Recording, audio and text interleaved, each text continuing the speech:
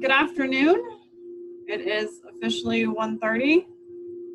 Sorry you only get to see the birds today. My internet is having a rough week. So in an effort to minimize the bandwidth being used, we're gonna hide the camera for a bit, and hopefully it doesn't freeze. No guarantees. It's already done it twice today.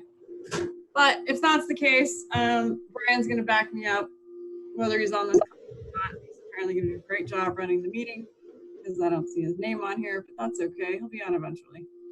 Oh, there he is. So Jessica, if you want to get through who's here, we definitely have a quorum, so we can get started. All right, I'm just gonna go down the attendance list here and make sure I caught everyone. So I'll say your name. You don't have to say here, but then at the end I'll ask if I missed you or not, and if I did, just let me know then. So I see Captain Collins, Wendy, Brian Vituli, Anton, Aaron, Brandy, Karen, Larry, Darren H, Jason, Sally. Are there any committee members on that I did not capture? I see Victoria now. Anyone else whose name I did not call that should be counted as here? This is Lachelle Davis. I'm here, and Junior Rodriguez is also on. Perfect. Thank you, Lachelle. And so is Matt Pettit. And Matt. Perfect. Thank you so much. Thank you. List. All right. So, and then I'll keep an eye on anyone that joins in a little later. So if you'll just remember, oh, hi, Tim. You see Tim? Hi. Gotcha. Okay, so if you guys will just remember to state your name when making a motion so that it's recorded and easy to catch for the minutes. And you can turn your camera off. That also helps our meeting not to lag so much when we have lots of people on here. Other than that, I turn it back. Jessica, Sir? Yeah, this is Tim Roberts. I just saw a message from Gail that both her and I are in attendance and need to be recognized for that. Okay, gotcha. Gail Sturtevant. Perfect, thank you. That's good to know. All right, so Brandy, I give it back to you. Thank you, Jessica. We're on to agenda approval. I know that we talked about just kind of having a discussion on officers for 2020. Where did you plan on talking about that, or where did you want me to talk about that, Jessica? I would say you could probably bring it up under member entity announcements or items for future TAC meetings is a good spot. It would fit under either one of those. Okay. So just know that we're going to be talking about that somewhere around item 9. So if anybody is has an inkling to be chair for 2021, I think we're going to be trying to vote on that in December and then make that change in January. Can I get a motion to approve the agenda? Victoria, so moved. I'll second then, Victoria. We've got Anton made the motion and Victoria seconded. Any comments? All those in favor? Aye. Aye. Aye. Aye. Any opposed? Motion passes. We have an approved agenda. Does anybody have any public comments for items not on the agenda?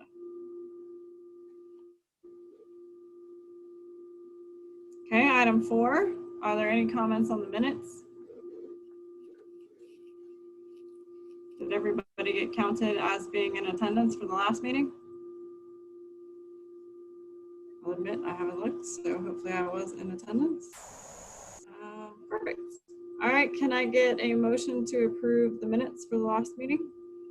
This is Brian. I'll approve the minutes from last month's meeting. Anton, second. We have a motion and a second to approve the minutes. All those in favor? Aye. Aye. Aye. Any opposed? I'll admit, John, I haven't found your name on here, but that doesn't mean I'm not missing it. Yep, there you are. John, do you want to give us the Board of Directors report, please? Catherine's going to go ahead and do it for me this month. Hello. Oh.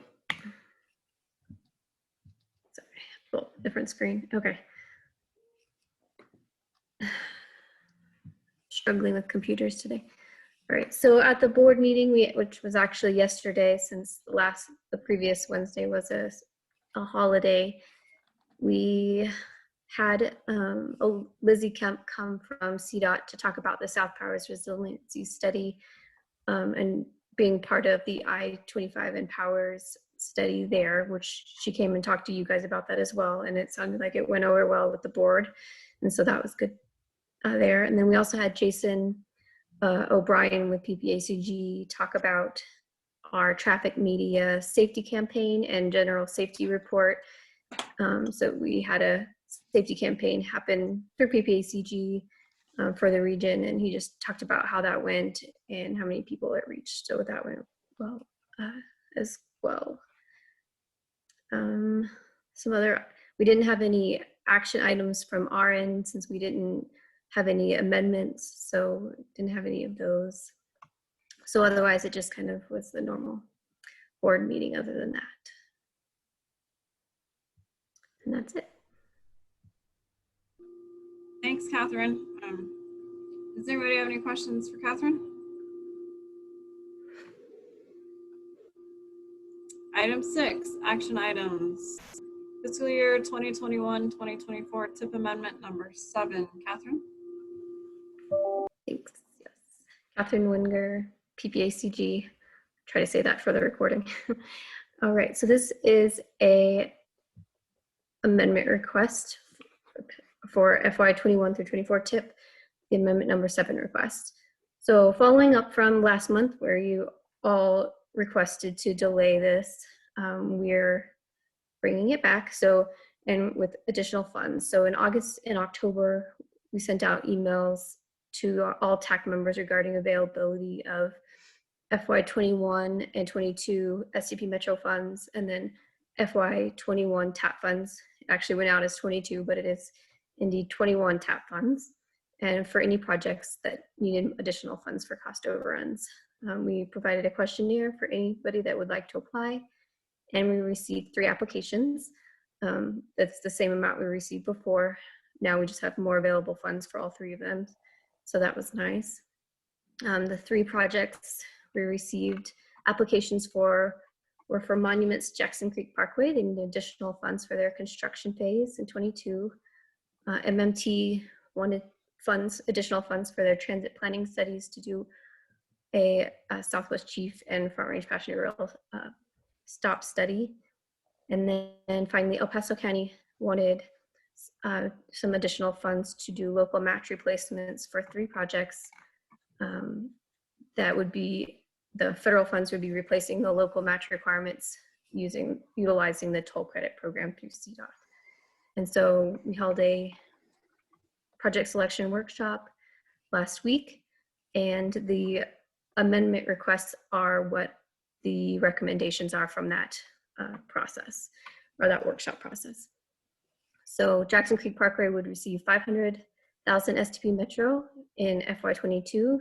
MMT would receive $200,000 TAP in FY21, and the remainder would go to the 3 El Paso County projects, which includes the El Paso County Wetland Bank, the Arnold Bridge, and their El Paso County 88 inventory and improvements. And then the final request you see is one from PPACG and our aging area aging part that's downstairs. They, since over the last year or so, we've been in the process of switching 5310 funds, the designated recipient, from MMT to PPACG. And I believe that's all been approved. And now we need to switch the funds in the TIP from MMT to PPACG so that those funds can be allocated. And so this request is to switch those funds to, or the sponsor, to PPACG, and then also roll forward some funds that hadn't been spent in 19 and 20, and then also just update some of the rest of the numbers from fiscal years 22, 23, and 24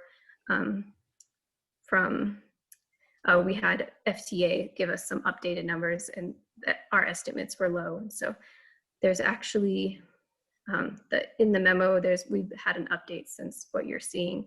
So for 22, 23, and 24, it's actually going to be 450,000 each year, and then the local is about 112. So if you approve this, I would ask that we make the motion that includes the updated numbers from FTA in that approval. With that long explanation, I am happy to take any questions.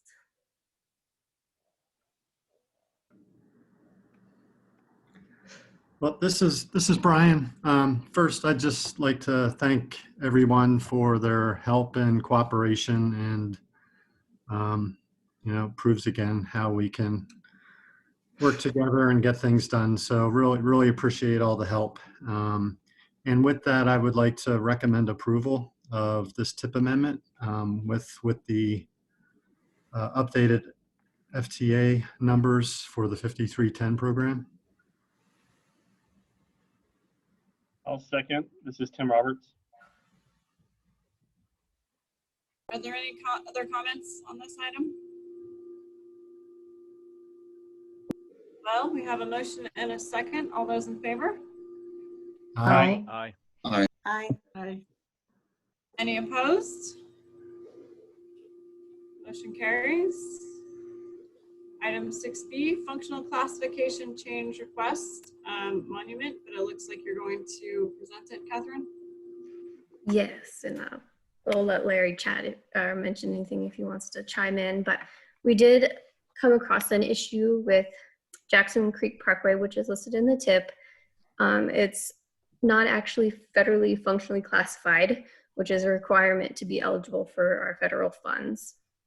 And so this request is to upgrade Jackson Creek Parkway from a local road, which means it's not eligible, to a major collector, which would mean it's eligible. This happens occasionally where we need to make requests. Unfortunately, it's happening to a project now that's we needed to move forward because of the funding, but we're trying to work on a way to make sure that we can keep the project rolling in other ways so that we don't cause any issues in holding off federal funds or holding off spending federal funds. And so I won't go into too much detail, as the memo outlines pretty much all of the kind of the key points on how CDOT considers and approves functional classification changes, but essentially it's the local agency requests the update based on their recommendations and based on the manual that CDOT has provided on guidelines on what would be eligible to be classified, and Jackson Creek does meet those requirements based on a preliminary review. So once the local agency submits that request, then the MPO needs to approve it, and that would be going through our committee. So it'll go through TAC-CAC and the board. And then once we approve it, it'll go to CDOT for approval, and then finally off to Federal Highway for their final approval and inclusion into the functional classification system. So this process can take a little while, and we're hoping we can speed it up, but we'll see how that goes. So I'm happy to take any other questions. And if Larry wants to say anything, feel free to do that as well.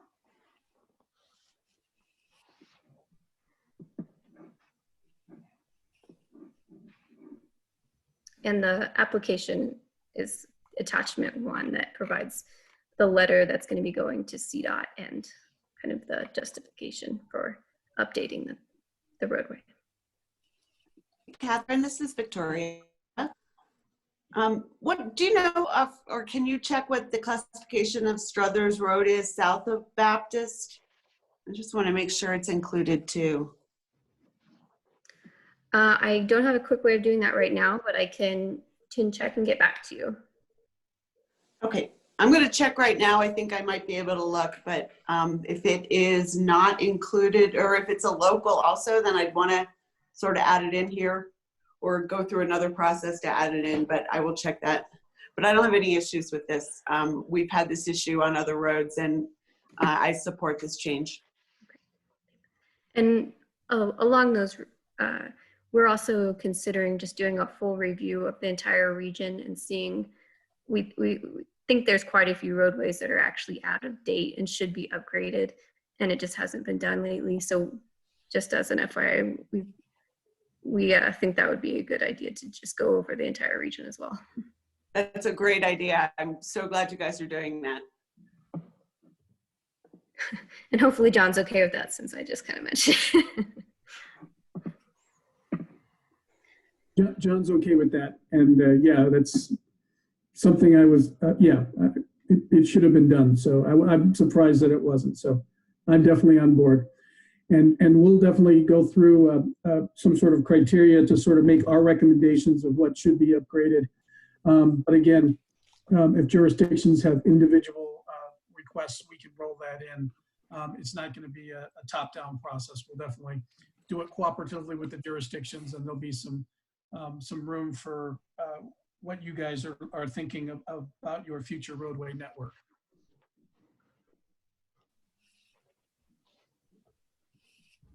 John, I'm glad you're supportive of that. I don't think that we have been through a review of all of the road classifications in the 12 years I've been here. So we're due. Sounds like we're due.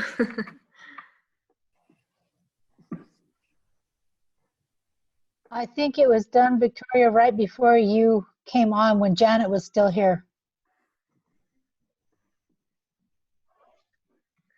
Yep, we are due then.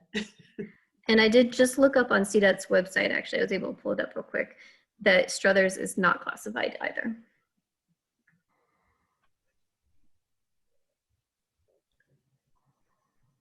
Yeah, I'm going to want to go through that process for that road segment too. Okay, I'll get you the But we'll just paperwork. add it. I think we can just add it when you guys do the review. I don't have a project on there right now that's going to require anything, but yeah, it's definitely part of the same sort of roadway, and it's definitely a collector type road. It certainly functions that way. So yeah, we'll just note that one for the future review. Okay. I think to follow the CDOT process, we're going to need something from El Paso County to request it, but then we can run them both through at the same time. So, but I could be wrong, but I thought that's what I read, that it has to be a request from the jurisdiction. So you just have to send us an email, and that'll be good enough. And if everyone approves this today, that will count as being in the process. So then as we move them up, it won't be one application with both roads, but rather two separate applications so that we can run through the process at the same time. Or am I getting things confused, Wendy/Catherine, folks that probably read it closer than I did? No, you're correct, John. We would need the application from the local agency, but it sounds like Victoria is okay with holding off until we do the full review. Oh, I didn't get that. I thought she wanted to do it now. And if she wants to do it now, we can add it to, do it at the same time as this one. We just need to sort of have everyone approve it today, verbally sort of, and then have you get us the application by the time we get to the CAC, but maybe I misheard. Yeah, I'm okay waiting until we do the full review. In the immortal words of Emily Latella from Saturday Night Live, never mind. I'm sadly old enough to remember that.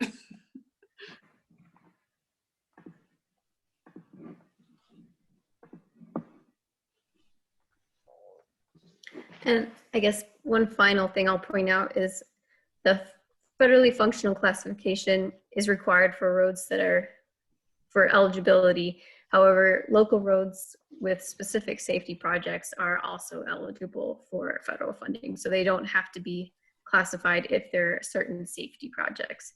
And that's kind of on a case-by-case basis as determined by federal highway. So just as a note on that, because we do have a couple of cases in our tip that are considered that.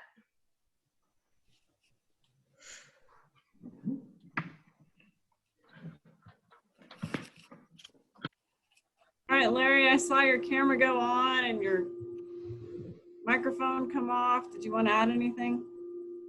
No, I'm good. Just making sure, just want to give you a chance. Any other comments on this item? All right, is there a motion for this item? I'll move approval. This is Tim, I'll second. I have a motion and a second. All those in favor? Aye. Aye. Aye. Any opposed? Wonderful. Motion carries. Item 7A, CDOT updates. I don't know who wants to start, but the CDOT, the floor is yours.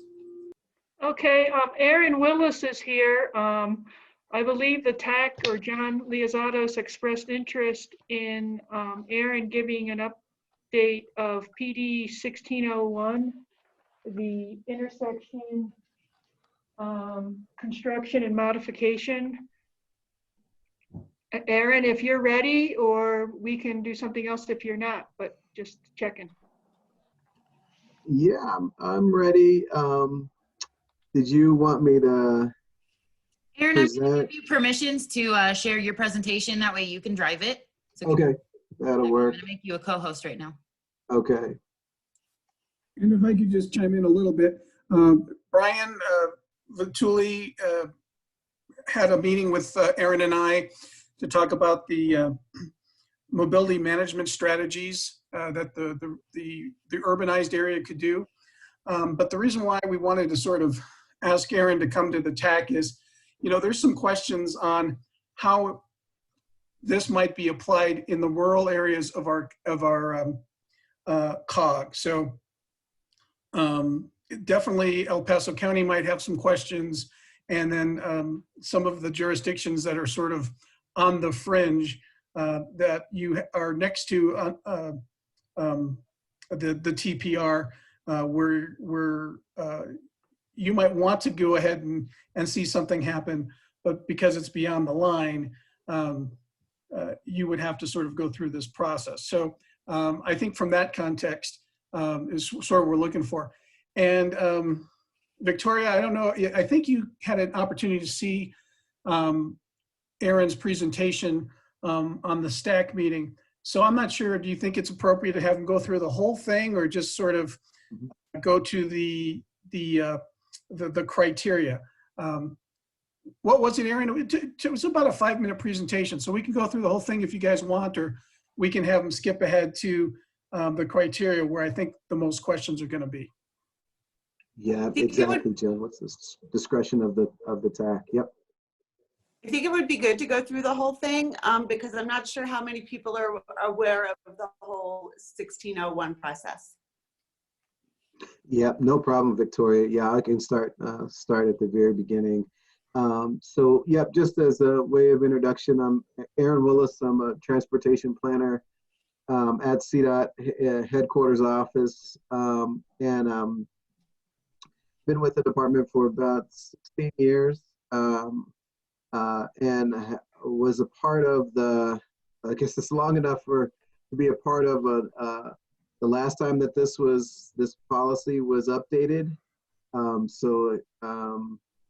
I guess it's good to be a part of it as it's getting updated now. So, and just as a bit more of a background, the CDOT's interchange approval process includes a policy part and a procedural part. So during this presentation, I'll probably be talking about them interchangeably, but I'll let you know when I'm talking about one or the other specifically. The policy part is what gets approved by our Transportation Commission. And so when we revise that, that is something that the commission takes action on. And that's about 8-9 pages, sort of overarching policy, what the department likes to see when they go about approving a new interchange on the state highway system. And then the kind of the meat and potatoes, the very detailed 70 or so pages of step-by-step sort of direction is reserved for the procedural directive. And that once we've finalized all our changes to that, that gets approved by our executive director. And so again, I'll be talking about them interchangeably. I'll probably use the word policy procedure. I'll probably also use the word PD as I go through this. And additionally, the term 1601, the department likes to throw the term around. 1601, is that 1601, this or that? But that really is a very arbitrary number. We have over like I'm embarrassed to say, maybe 2,000 or so different policies ranging on a lot of different topics. And this one just happens to be numbered 1601. So people find it catchy, so they'll just say 1601, but really we're talking about the steps and the policies that the department takes to approve a new interchange on the state highway system. And so with that as background, just kind of jump into it. Can everybody see my screen? Yes. All right. So the policy, or the PD, is it outlines the principles and necessary steps to approve a new interchange on the interstate system or an interchange modification. And we're talking about the interstate, freeway, state highway system. And this policy, the set of directions, it applies to local applicants, those who would want to access the state highway system, but it also applies to the department. So these same steps and the same changes that we're proposing also apply to the department as well. And then at the end of the process, certainly not to skip ahead, but just a very important point, is that the applicant is responsible through an IGA at the end of the process for maintenance of the new facility that's built, and they're responsible for that in perpetuity. And so the process, in a broad sense, understands that there's different complexities and nuances, and really tries to create the sort of the consistency, predictable outcomes, regardless of where you are in the state, regardless of the complexity of the interchange improvement. Hey, Aaron, this is Brandy. Hey, Brandy. I see that you have that in writing, and I know you said it out loud, but I'd just like you to say it one more time. If there's a new interchange proposed, CDOT will not be maintaining that new interchange essentially going forward. That will be the jurisdiction's responsibility. Did I hear that correctly? So it depends on who. If it's a CDOT sponsored brand new interchange, then CDOT would be the responsible party for maintenance and perpetuity. If it is a interchange that has been proposed and put forward and built by a local government, then that in the IGA, according to the policy, that applicant is responsible for maintenance in perpetuity for that new facility. And then correct me if I'm wrong, if CDOT was proposing it, that's generally going to be a CDOT road intersecting a CDOT road, like a state highway and an interstate, or a state highway and a state highway. So it's basically, if we have some sort of road that's intersecting a CDOT maintained road that's not necessarily reached the classification that CDOT's responsible for. That is generally speaking. I can't think of any exceptions to that, but that is generally speaking, the department really, doesn't doesn't do things that would be the definite purview of a local municipality in that regard. Okay, good. That makes more sense. Thanks, Aaron. So the point with the PD is really trying to preserve the state highway level of service. So that's the overall goal. So the policy and the procedures are structured to try and do that. And then also we want to make sure that the process is fair, consistent, proposals were regardless of where you are in the state. And then trying to match up the correct, sufficient amount of information that's needed for the department to take action. And then it is an umbrella process. So it does include the FHWA necessary approvals, MPO or TPR approvals, the necessary pieces for the NEPA process, in addition to commission action. So it is sort of an umbrella process that tries to include all those other sub-approvals. So very important when we talk about interchange, we've categorized them in types.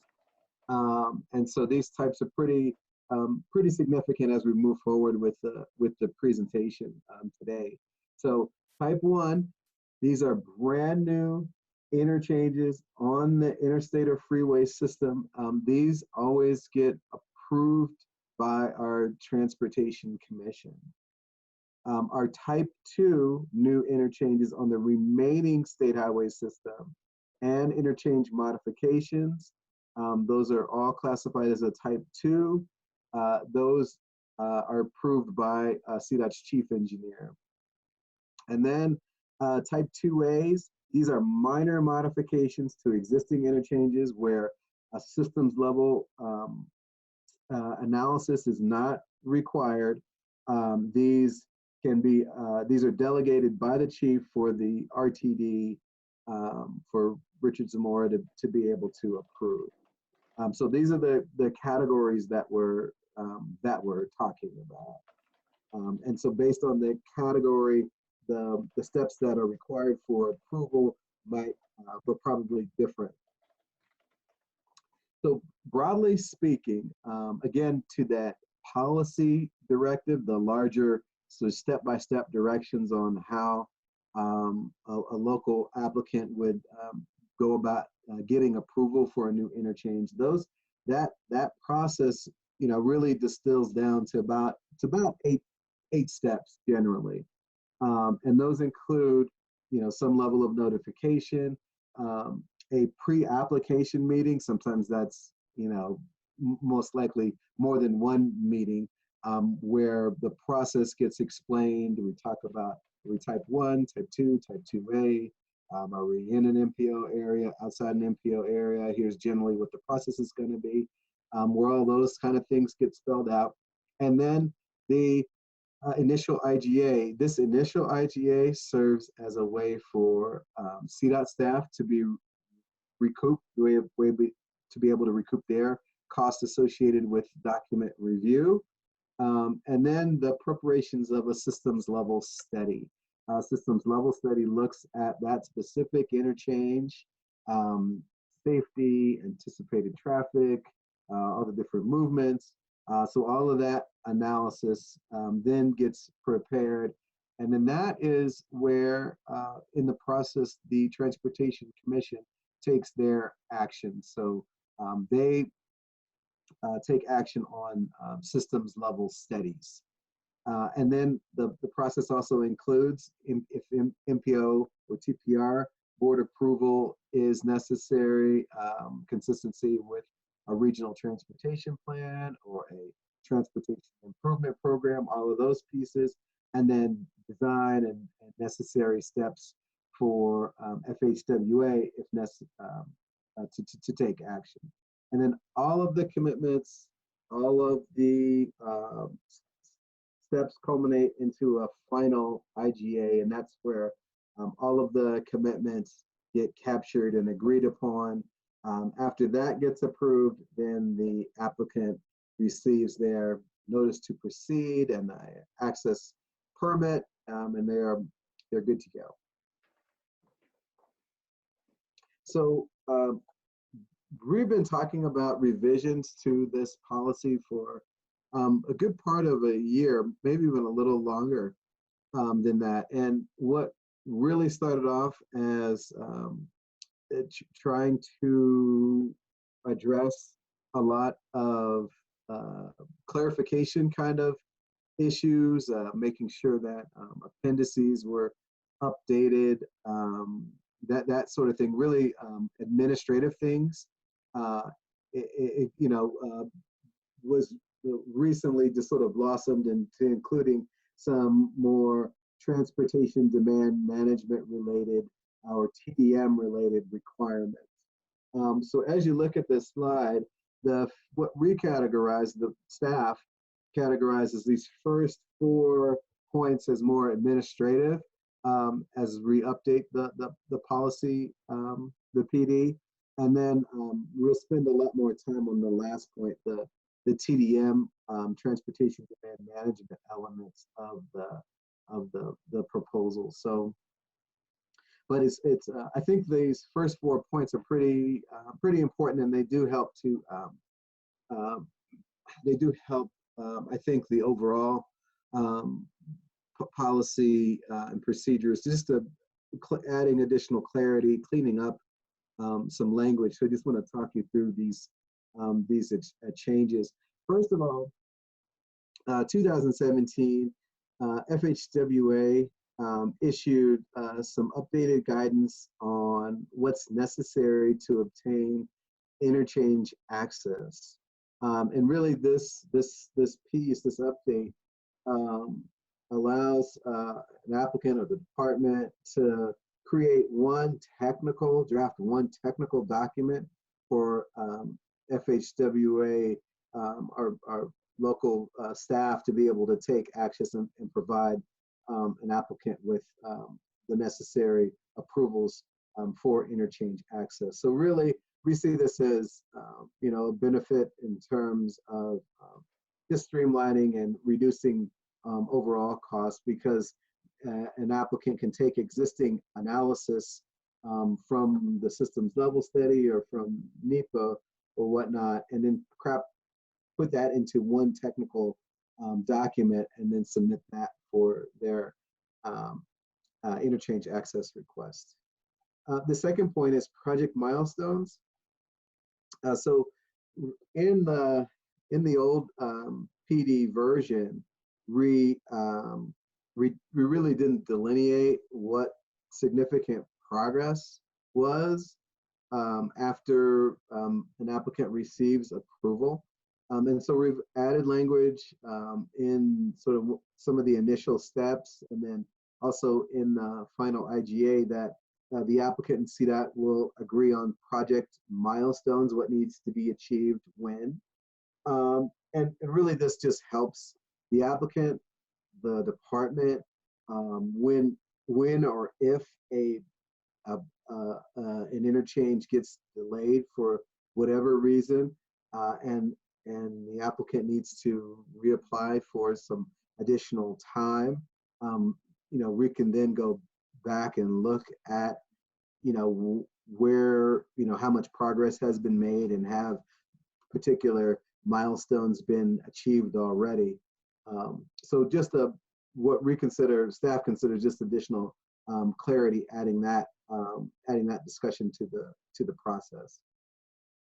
The third piece, very minor, IGAs. We have an IGA that's required for a type 1, for a type 2. Probably not necessary to have an IGA for very minor interchange improvements. So that is now at the discretion of the RTD if that's needed. And then lastly, a bit more clarity on access management. So in the state highway, in the access code, there's a requirement that, for interchanges to consider the access management, an access management plan. And so when you think about a systems level study looks specifically at the interchange location and all the movements and safety and projected traffic. And then your access management plan looks at all the areas in and around the proposed improvement, making sure that adjacent facilities don't get backed up and there's proper spacing and that sort of thing. So that was an existing requirement that we've just sort of strengthened by calling it out specifically in the policy and the procedural directive. And then lastly is the TDM requirement. So transportation demand management requirement for type 1 and type 2 proposals. So with this, just taking a step back, it's the position of the department really that we spend a lot of money on making sure that new investments, they have a maximum shelf life, and that we do our best at preserving the dollars that we spend on major investments, and interchanges should be no different. So really placing this new TDM requirement, the inclusion of transportation demand management strategies when we build a new interchange is really just good business sense, making sure that new facilities are ready for expanded or current TDM strategies, trying to continue to create and give the traveling public more options on how they get to places, and then just staying in line with what the governor is trying to achieve in terms of greenhouse gas emissions. But basically what we've proposed here probably isn't any different than what folks already consider as good and best practices in terms of trying to maximize our system to its greatest extent. So what we're proposing here is a TDM requirement that is intended to preserve the overall functionality and operability of the state highway system. And so what we've also created with this new sections that will go into the policy and procedural directive is a TDM strategy used to hit or achieve certain scoring totals that then get combined and summarized and are used to develop a TDM project-specific plan that gets included in the systems level study. And so this would apply to, again, our brand new type 1 interchanges on the interstate system, type 2 interchanges, and then interchange modifications, type 2 interchange modifications. And so we would not, this would not apply to very minor modifications which fall under the type 2A category. And so those TDM commitments get captured in the final IGA. And so what we're trying to achieve, broadly speaking, is after the applicant looks at the list of proposed TDM strategies, looks at the target goal that they're trying to reach, is that all of that effort would result in a 3% or greater ADT reduction for MPO areas, or a 1% or greater ADT reduction outside of MPO areas. And we would be looking for that reduction for new interchange at the ramps and be able to identify that in the systems level study. And so if it's better that, or if it's proposed that TDM strategies get implemented over on a schedule, we would begin to try, we would calculate that ADT reduction at the 5-year mark. So just to put a finer point on that, in the systems level study, there's there's projected growth and there's projected traffic, ADT calculations for the opening day of an interchange. What we would be looking at those calculations, those estimates, and then looking at those with and without the proposed TDM strategies, and the difference between those two pieces in an MPO area for type 1 should be 3%.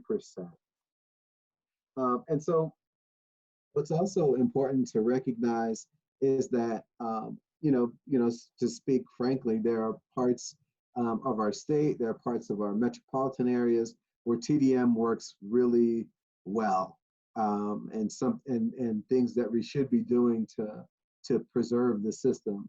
And then there are areas that are, significantly more rural in nature where TDM maybe doesn't work so well, or maybe not yet. And so to that point, we did want to include places where just a recognition where it may or may not work and where TDM requirements might be reduced or might be waived. And so these would be things that the CDOT chief engineer would consider in terms of factors where, we would want to think about waiving or reducing the requirement.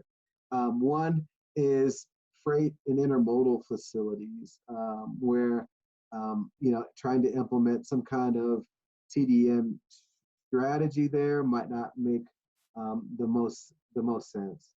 The other is in certain parts of the state, in certain parts of our metro areas, there's already a lot of TDM going on. There's already a lot of transit facilities and bike paths and micro mobility options and van pool. There's already a cadre of different strategies sufficient to address future demand. Maybe that might be an instance where the requirement that for anything to come in new might be reduced if appropriate. And then lastly, for some of our more rural areas where an interchange is primarily built for safety or some level of resilience or redundancy, and where TDM might have a limited effect due to the low population, perhaps that would also be a consideration that the chief engineer would take into account in terms of reducing their requirement. So again, during that first interchange sort of pre-application meeting, sort of working out everything, what we've created here is a scoring range for the different interchange types. So we've also assigned a point value system for each strategy, and then the applicant would look at this. They look at the various strategies that work best for their specific location, and then they would put together that project-specific TDM plan that gets included in the systems level study for commission consideration. Excuse me. So what we've done here is we've created this scoring range, and it is a range. And I think fully once we get into the different strategies, you'll see while we feel our strategy list is really comprehensive, we do recognize that certain strategies are difficult to model, and I'm sure folks at the MPO would sort of echo and recognize that particular fact. And so we are still asking that there be some level of analysis to see if a particular strategy or set of strategies can help to achieve that 3% goal, with the full recognition that some strategies are a little bit harder to measure. So our thinking is that if you take the list of strategies on the subsequent slides, and if you're in this target range, from a department perspective, you put forth a good faith effort at trying to achieve that 3% or that 1% goal. And so with that, we'll get into a bit of the strategies. And so what we've done, so in last year, 2019, the department put together and finalized a statewide transportation demand management plan, which was headed up by our Office of Innovative Mobility. And so what that plan did is it surveyed just a wide range of different TDM strategies: transit, bike ped, telework, van pools, ITS, all these different strategies, and then did an analysis on each one of them and said, okay, for the dollar spent, these are the strategies that give you the largest return on investment. They're the ones that per dollar, reduce VMT the greatest. And so what we did then is we took those strategies and all the other strategies and simply applied a point value system to them accordingly. And so that's what you see here is the strategies, these 80 points, the highest points. These are the strategies that ideally do the best at having a direct effect at reducing VMT. And so you have multimodal hubs, shuttles, van pool programs, mixed use development, telecommuting programs, intercity transit, comprehensive ITS solutions. And then you think about ITS solutions, ITS and transit also work really well together to help to create some really good reduction and safety. So some of our ITS solutions we recognize have not only a reduction benefit, but they also have an operational benefit as well. But definitely when there's ITS coupled with some things that are TDM related, you can have a greater effect there. And so again, we have a 60-point section, 50-point section, parking management, bus only lanes, a local transit, rideshare programs, school pool, ITS, other ITS like ramp metering, and then bicycle and pedestrian facilities, and then a range. And I really just sort of captured a snapshot of the list. There's a few additional strategies not listed here, but pretty comprehensive. And our thought is that the strategies generally try and cover a lot of different situations and different parts of the state. So again, the applicant looks at the scoring range that they are trying to get to based on their proposal. They look at the various strategies, select one or two, whatever makes sense for their area, that specific project. And then they put together, in good faith, a project-specific TDM plan.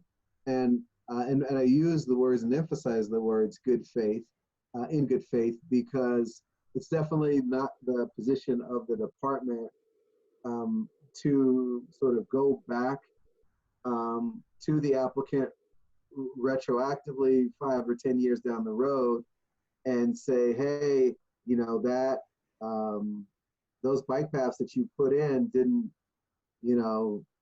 achieve the 3% or the 1% goal.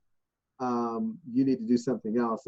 That's not the point here. I think the point here is to look at the current context, look at what's being proposed, pick the best strategies, the most appropriate strategies, and really just put forth a good faith effort in trying to achieve that goal. So that's it. So the TDM plan, the TDM project specific plan that would be included in the systems level study includes an explanation of the strategies or strategies, how the strategies function within the context of the proposed new interchange, implementation schedule, and also just a recognition that this should add to if there's already something existing, and not detract or serve as a replacement for those existing TDM strategies. I'm going to interrupt right now. Yeah, no problem. I hope you don't mind. We're about a half hour past 5 minutes.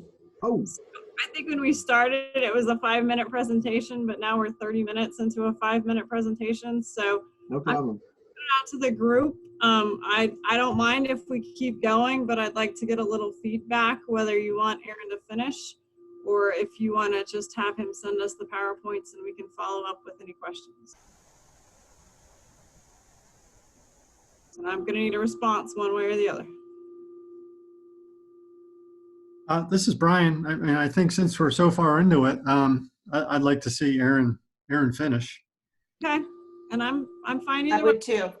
Just wanted to check in since we definitely made it past 5 minutes. This is Karen. I'm fine as well with continuing. Beautiful. All right. Randy, this is Anton. I also like for him to continue, but I would appreciate to get a copy of the slides. So if there are any questions, we can follow up later. Over. Yes, Jessica and Catherine to send out to the group. And please feel free if John and Catherine, you want to feel free to share my email with any TAC members, and you can reach out to me directly if you have any other questions. So yeah, thank you for wanting to allow me to continue. And I am almost done. I left off on the analysis.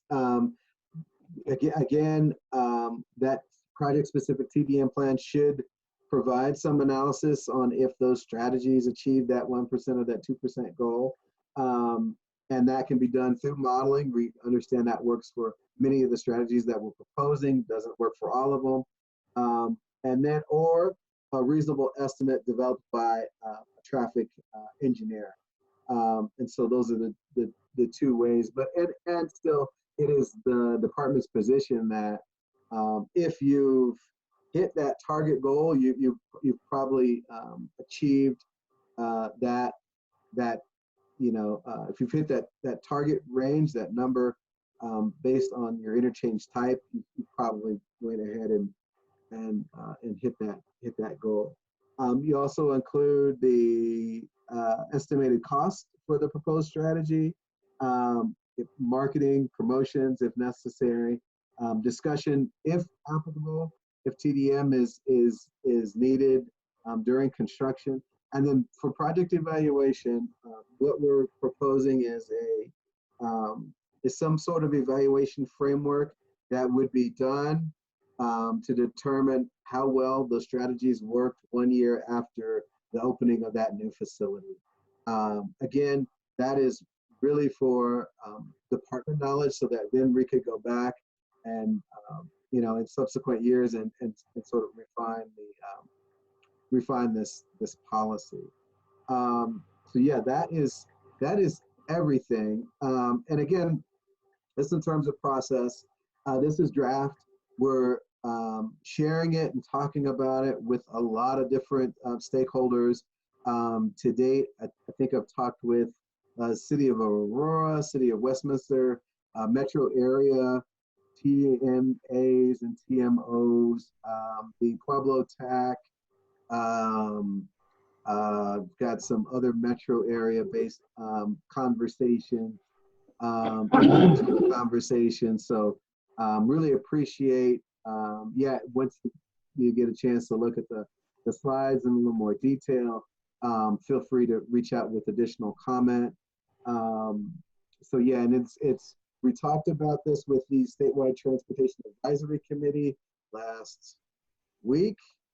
And it's our goal to have what we call a workshop or just sort of a discussion with our Transportation Commission, either December or January. It's probably looking like December now, but it's definitely our intent to move forward at a correct pace, at a comfortable pace, and that we do a lot of outreach and have a lot of different discussions. So I invite you to look at this proposal, and if you want to have an individual conversation with me, I'm more than welcome and willing to do that.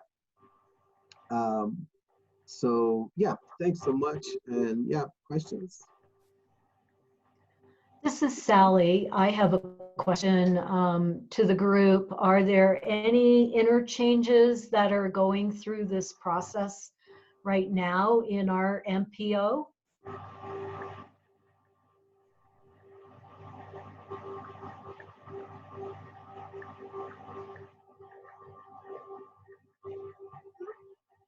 Crickets. All right, let me try and make your comment a little more specific. Would this process apply to the interchange that's proposed at Research and Powers? Thanks, Victoria. And Aaron, that's to you. Oh, where is it in the process? It's on the 10-year development plan list. Yep. Is it, you know, what are we talking about? Brand new interchange on the interstate system? Are we talking about something already on the ground and we're looking to modify? Under construction. Yeah, it's designed and funded, or partially funded. It's part of the freeway system between Powers and State Highway 83.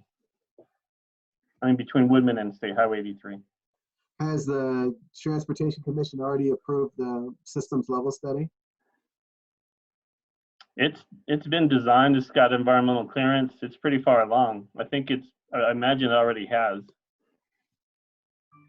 That was going to be my consensus too, Aaron. Yeah, I don't. Yeah, hard to say. Probably Richard Zamora question, depending on where it is. I'm sure that is it in the MPO area? Yes. Yeah, I'm sure. Yeah, probably a Richard question. If it's probably if you've already received systems level study approval, probably not going to go back retroactively to apply. But I'm sure if we probably look at the project, there's probably already some elements of TDM already included. So I'm not familiar with that project though, with that level of detail. And Aaron, this is John. I mean, Research and Powers that they're talking about was brought by CDOT, is a CDOT sponsored project. Oh.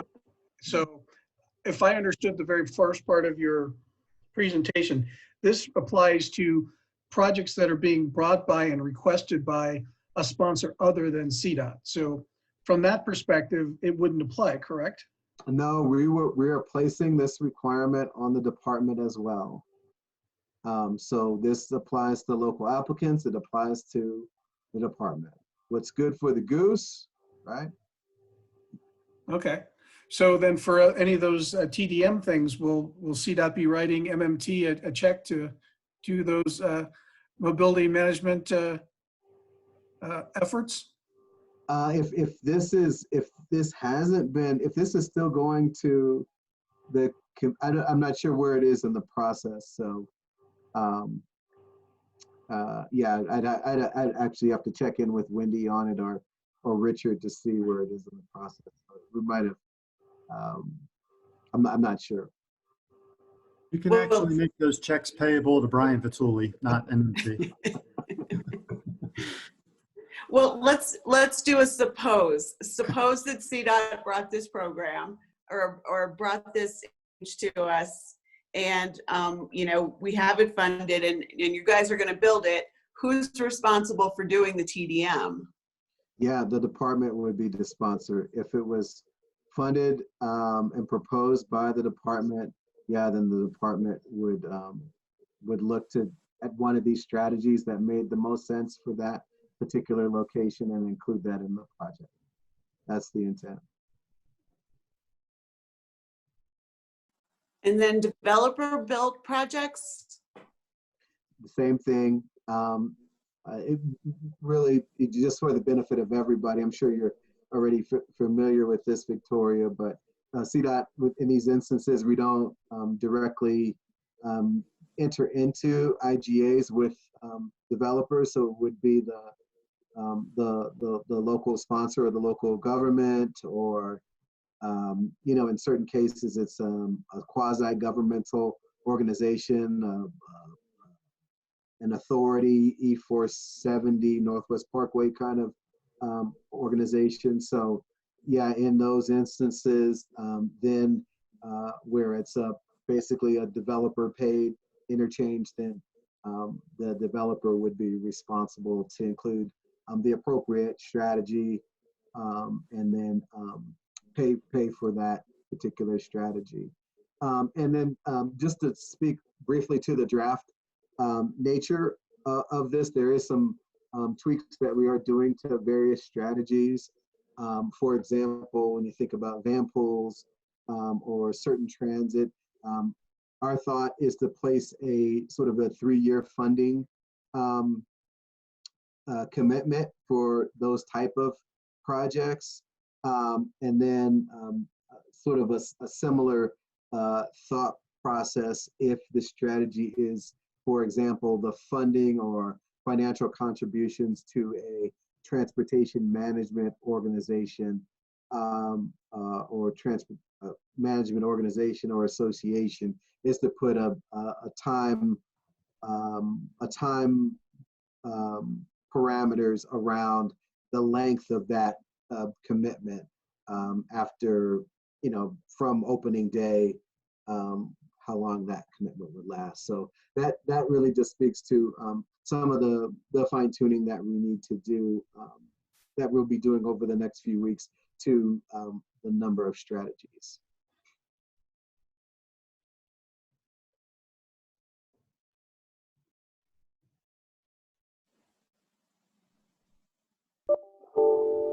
Any more questions for Aaron? Yeah, I do have one more. I was trying to let somebody else jump in there.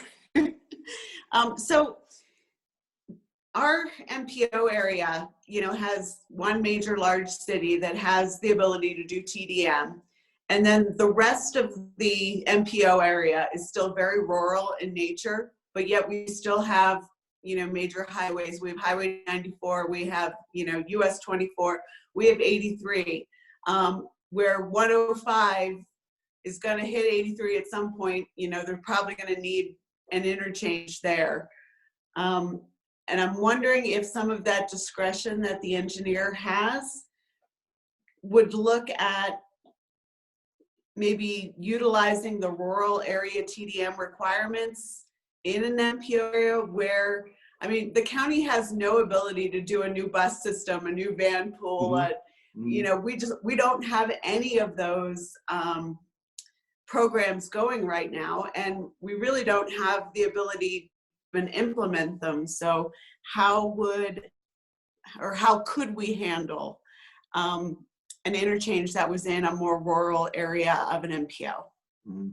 Yeah, this is really good. I just got off the phone with Arapahoe County in the metro area. So think about sort of that same, I think it's almost identical kind of situation. You're still within the Denver metro, Dr. Cog area, but you are still in Watkins and, what basically, still looks like Eastern Plains, even though you're, 25, 30 minutes outside the metro area. I think And to be honest with you, Victoria, we are still working on some of that. We have included some language on the exemption part, where if it's safety, again, if it's resiliency, then that strategy would be reduced.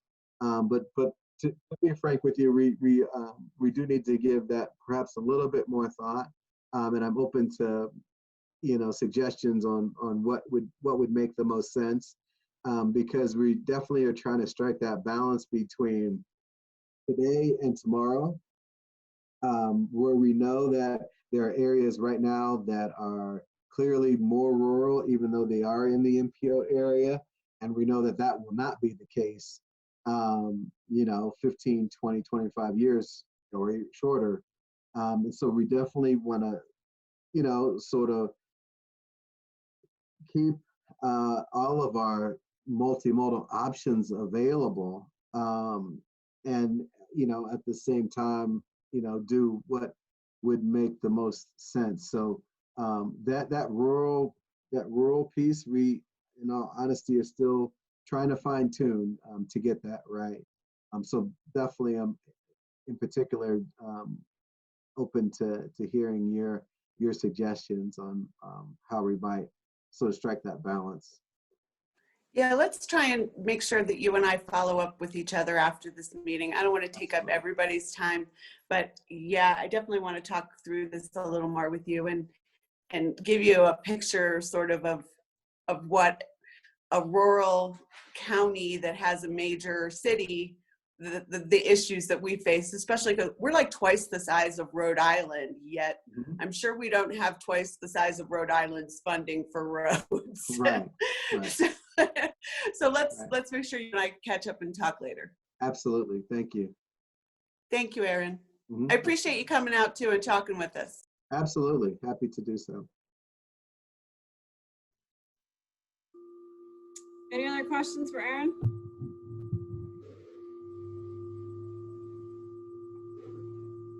Well, thanks, Aaron. I definitely appreciate it. We're not done with CDOT, I'm guessing. To Kathleen or Wendy, do you have any additional comments?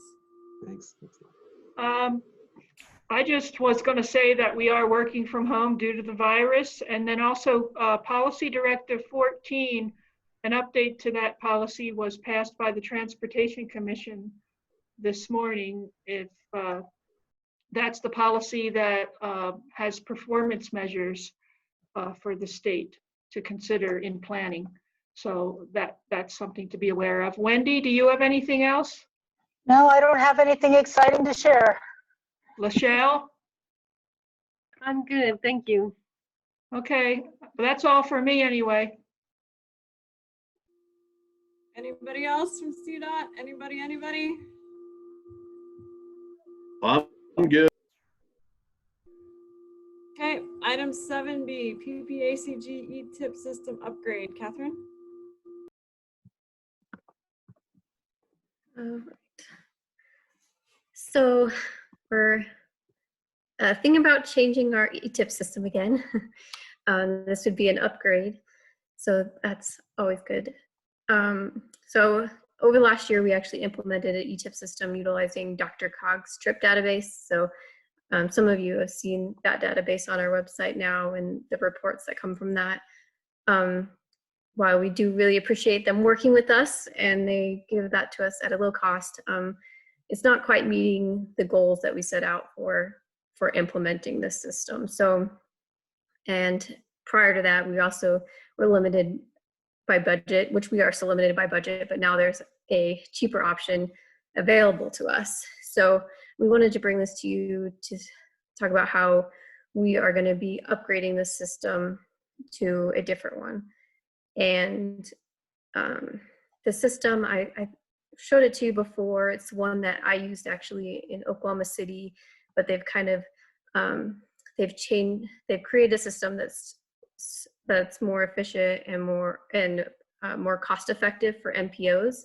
And so over the last 6 months, I've been working on an advisory council for that product, and they've asked us to join a beta program for that product to help get that running.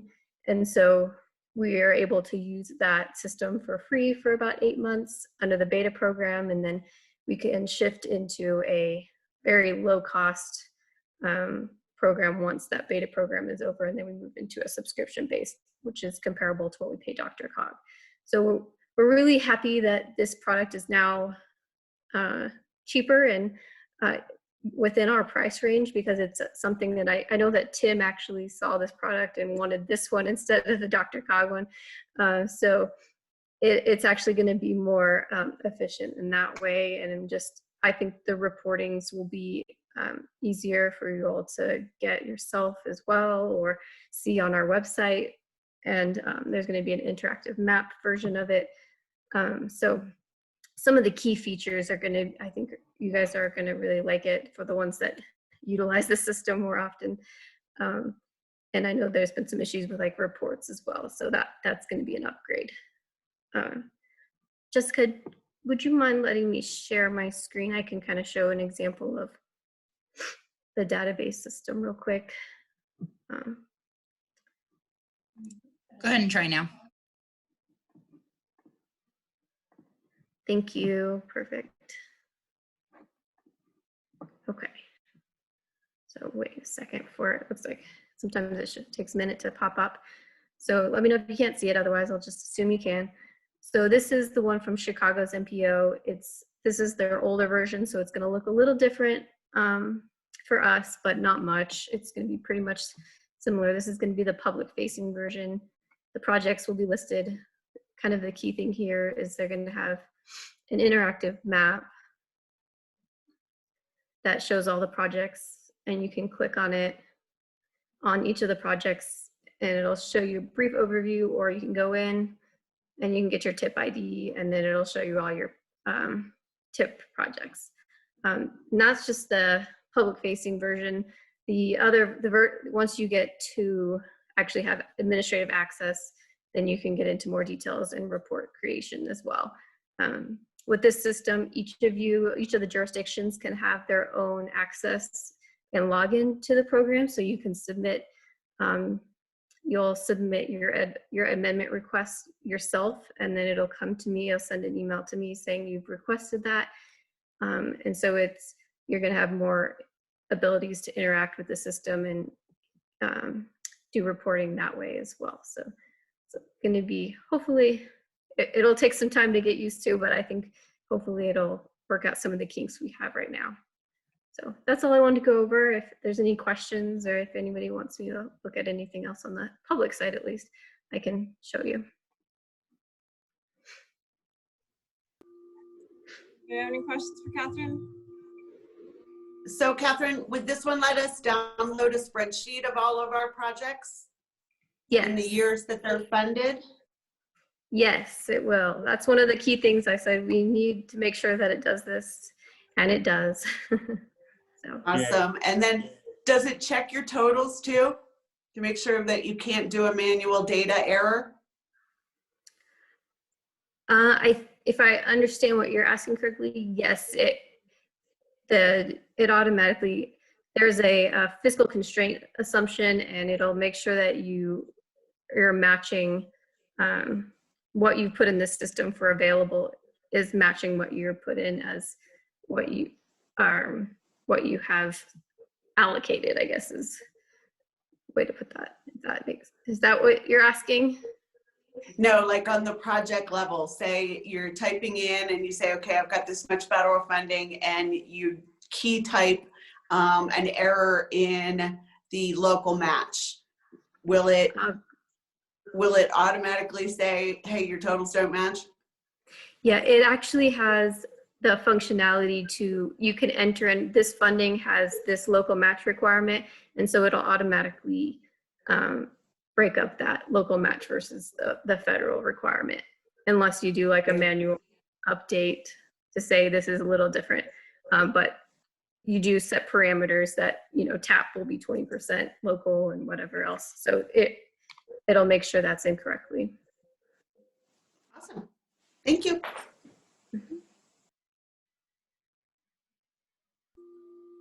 Any other questions for Victoria?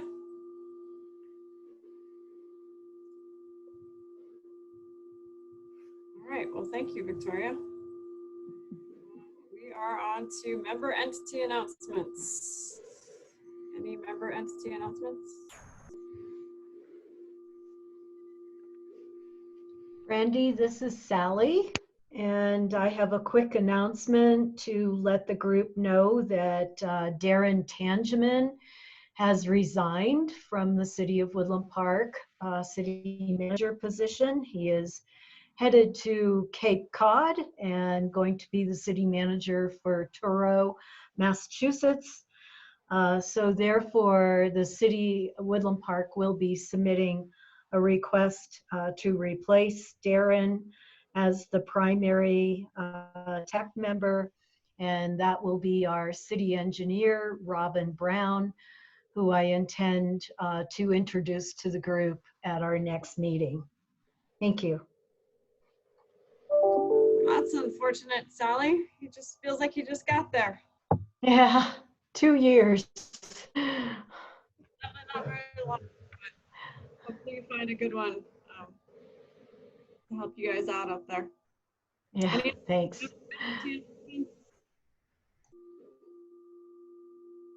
Well, Matt, since I've got you on this phone call, I just want to let you know we're going to put the bus stops out to bid today and set a 3-week schedule for that. I'll just send you an email and see if you need anything additional, but we got the notice to proceed and I think we're good to go with the package. So just wanted to let you know since I've got your undivided attention. Any other announcements? Items for future TAC meetings? We'll start with Jessica and Catherine and John. Do you guys have anything?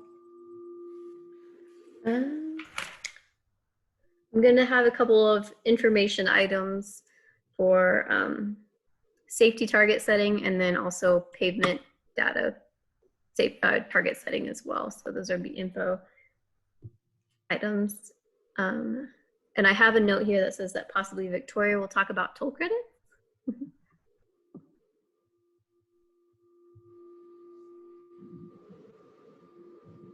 Hey, Brandy, this is Wendy. I'm not sure whether or not the 2025 projects will come to TAC in December or January at this point for CDOT's addition for the 2025 STIP process. So I'll be in touch with Catherine and work through that process. Okay, thanks for letting us know, Wendy. And I think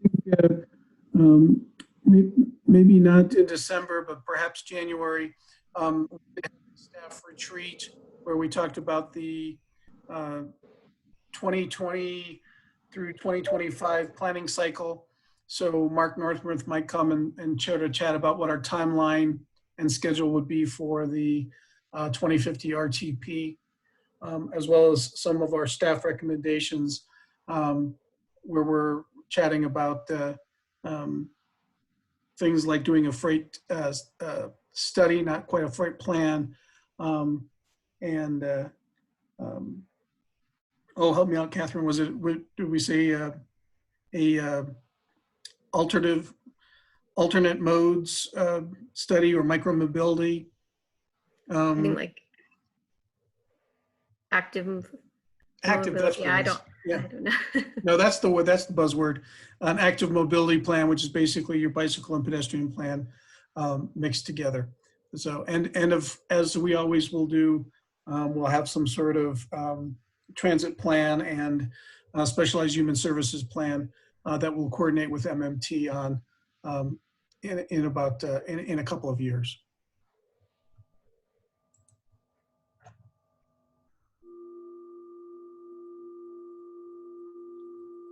Anybody have anything else?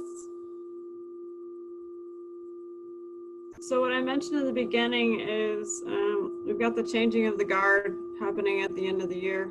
I think I was talking to Catherine, and 2019 seems so long ago, but I'm pretty sure that I was the chair for 2019 and then all of 2 in-person meetings in 2020 and the rest have been virtual. So just be thinking about chair, first vice chair, second vice chair.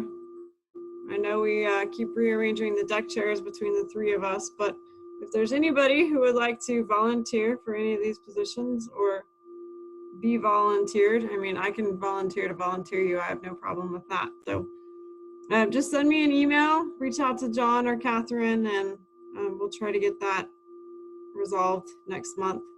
But hopefully we can make it as painless as possible. And I think we're pretty much at the end. Does anybody else have anything that they would like to add at all to the meeting? Again, Aaron, if you're still here, thanks for your presentation. And we look forward to getting those PowerPoint slides if you can get them. Catherine or Jessica from, maybe Wendy could help you, or Kathleen could help you to get them from Aaron. Yeah, he sent him over already, so we'll be able to get him to you. Okay, anybody have anything else they would like to add to the meeting? Nope. Well, then I think we are adjourned. Everybody have a good Thanksgiving. And anybody who's in that Bear Creek, Thank you. Bye, everybody. careful. Happy Thanksgiving. Happy Thanksgiving. So Brian, Thank you. Big fire thing. Yeah. Be safe, my friend. Well, thank you. Yeah, it's far enough from me, but I can see it from my front porch. Yeah. Oh, be safe, yes. Yeah. All right. Thanks, everybody. See you, everybody. Bye-bye. Bye.